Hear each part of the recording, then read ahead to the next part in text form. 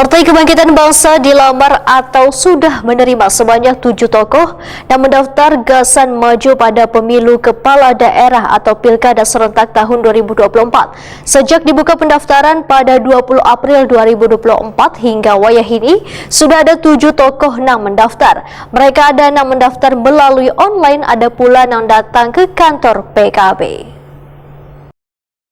Partai Kebangkitan Bangsa dilamar atau sudah menerima sebanyak 7 tokoh yang mendaftar gagasan maju pada pemilu kepala daerah atau pilkada serentak tahun 2024.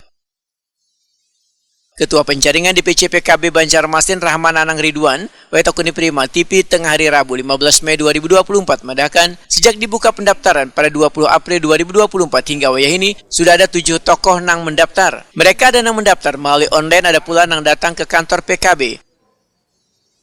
Adapun mereka yang mendaftar, ujar Rahman Anang Ridwan dari kader PKB adalah Ketua DPC PKB Banjarmasin Hilyah Aulia, Wakil Wali Kota Banjarmasin Arifin Nur, serta Muhammad Iqbal. Sedangkan dari luar PKB diantaranya Muhyar, mantan pejabat Pemko Banjarmasin, anggota DPR RI Habib Abdurrahman Bahasim, Wan Ketua Golkar Banjarmasin Yuni Abdi Sulaiman HB, serta Norasa Pardina. Mereka nantinya, ujar Rahman Anang Ridwan, akan mengikuti uji kelayakan di DPP PKB. Setelah ada yang mendaftarnya, apa yang dilakukan oleh panitia, Pak? Nanti kita akan di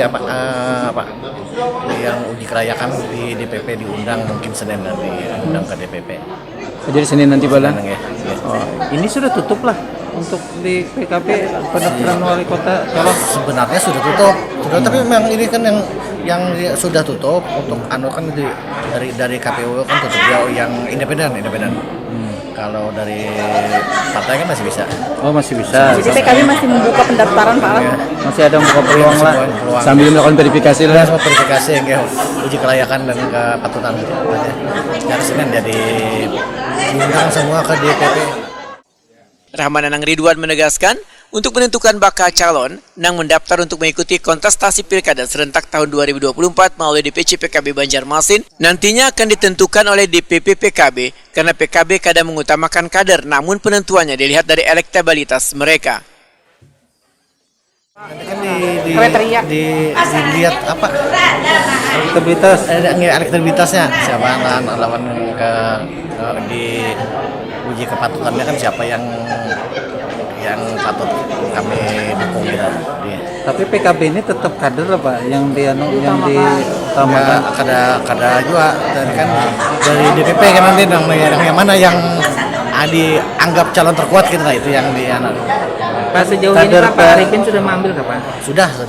Kan kader PKB ini kan ada wakil wali kota, ibaratnya kada mesti jadi itulah. Kada mesti ya. Oh, kada mesti jadi tergantung dari keputusan dari DPP. Keputusan dari DPP.